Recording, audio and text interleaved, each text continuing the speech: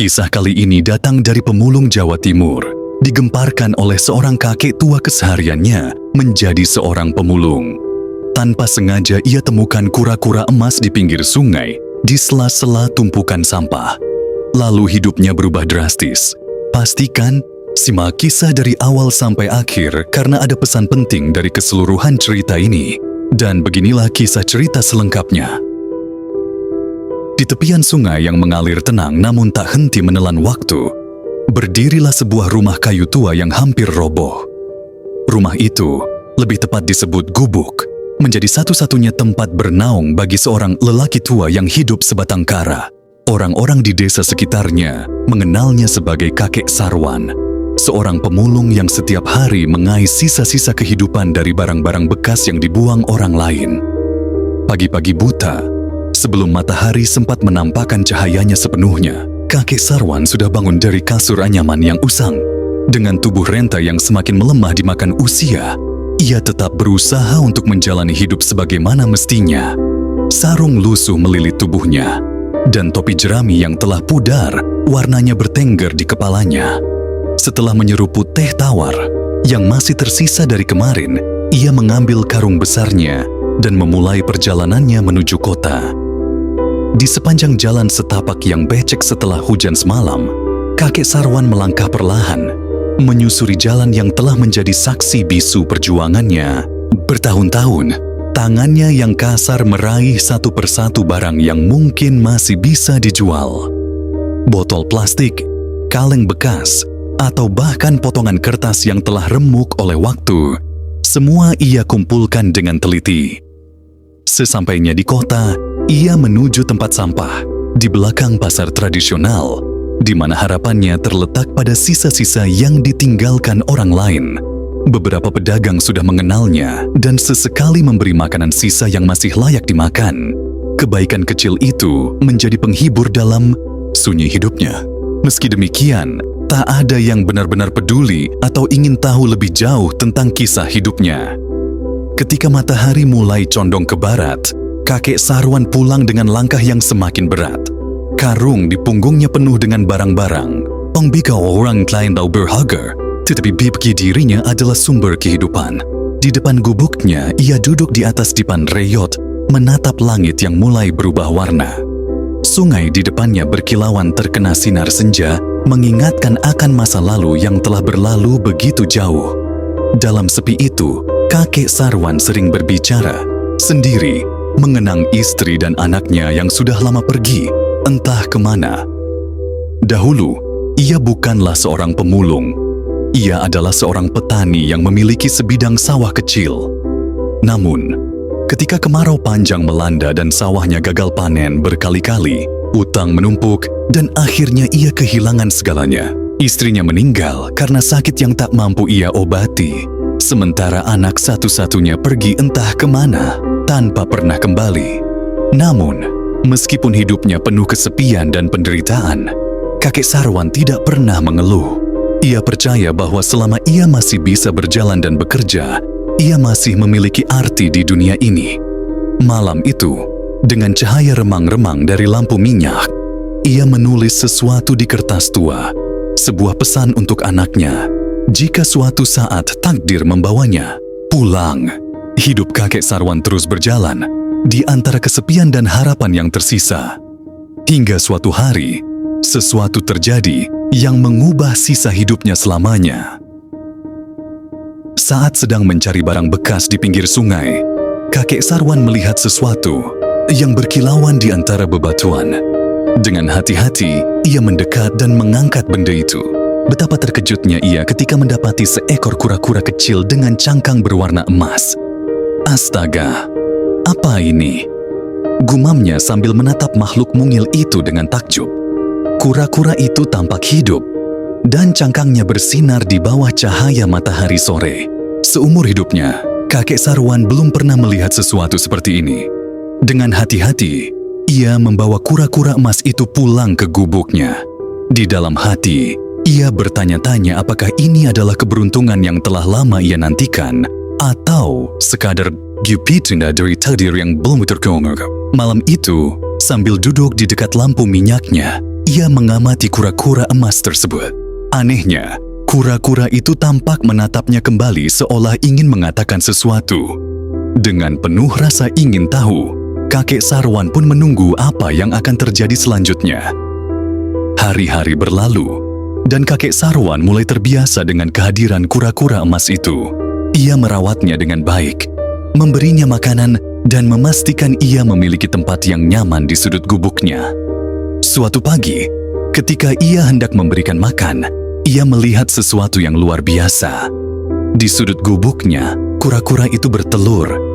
Namun, yang membuatnya takjub adalah telur-telur itu bukanlah telur biasa, melainkan telur emas berkilauan. Kakek Sarwan mengusap matanya, memastikan ia tidak sedang bermimpi. Dengan hati-hati, ia mengambil salah satu telur dan merasakan beratnya yang tidak biasa. Ini benar-benar emas. Air matanya menetes tanpa sadar. Setelah bertahun-tahun hidup dalam kesulitan, kini keberuntungan seakan mengetuk pintunya. Setelah berpikir panjang, kakek Sarwan memutuskan untuk menjual satu telur di pasar demi mendapatkan sedikit uang untuk membeli makanan dan kebutuhan lainnya. Saat ia tiba di pasar, orang-orang terkejut melihat telur emas yang ia bawa. Seorang pedagang emas mendekatinya dan menawar harga tinggi. Kakek Sarwan pun menjual satu butir dan pulang dengan sejumlah uang yang cukup besar. Kabar tentang telur emas itu cepat menyebar di desa. Para tetangga mulai berkunjung, menanyakan dari mana ia mendapatkan telur tersebut. Sebagian orang merasa iri, sebagian lagi takjub dengan keberuntungan kakek Sarwan. Karena melihat permintaan yang tinggi, ia perlahan-lahan menjual beberapa telur. Dan dalam waktu kadung panji bulan berwas, ia bisa membeli makanan yang layak, memperbaiki gubuknya, dan bahkan memberikan bantuan kepada beberapa tetangganya yang kesulitan. Namun, di balik keberuntungan itu, ada orang-orang serakah yang mengincar kura-kura emas milik kakek Sarwan. Beberapa orang tangguh mengawasinya, bahkan ada yang mencoba mencurinya di malam hari. Menyadari bahaya yang mengancam, kakek Sarwan pun memutuskan untuk menyembunyikan kura-kura tersebut di tempat yang lebih aman. Ia menggali sebuah kolam kecil di halaman belakang rumahnya dan menutupinya dengan jaring serta dedaunan agar tak mudah ditemukan. Pada suatu malam, beberapa orang datang dengan niat jahat. Mereka menerobos masuk ke rumah kakek Sarwan dan menggeledah setiap sudutnya. Namun, mereka tidak menemukan kura-kura emas itu. Dengan kecewa, mereka pergi meninggalkan rumah kakek Sarwan. Kakek Sarwan yang merasa khawatir kemudian berdoa agar diberikan petunjuk. Keesokan harinya, sesuatu yang ajaib terjadi. Kura-kura emas itu tiba-tiba berbicara dalam mimpi kakek Sarwan, mengatakan bahwa keserakahan manusia bisa menghancurkan segalanya. Jika telur-telur emas terus dijual tanpa henti, maka akan ada kutukan yang jatuh pada siapapun yang serakah. Menyadari pesan tersebut, kakek Sarwan memutuskan untuk berhenti menjual telur-telur emas dan hanya merawat kura-kura dengan penuh kasih sayang. Beberapa waktu berlalu, dan benar saja, beberapa orang yang pernah membeli telur emas mengalami nasib buruk. Mereka kehilangan harta benda, tertimpa musibah, atau hidup dalam ketidakbahagiaan meski kaya raya. Berita ini semakin menyebar, dan banyak orang mulai percaya bahwa telur emas bukanlah berkah, melainkan ujian bagi siapapun yang memilikinya.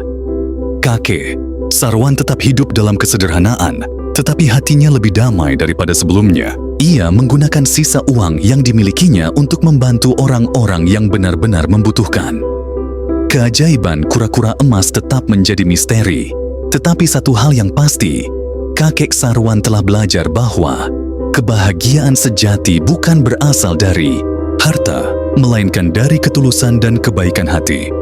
Seiring waktu, kura-kura emas pun menghilang begitu saja. Kakek Sarwan tidak merasa kehilangan. Ia justru bersyukur atas pengalaman yang diberikan.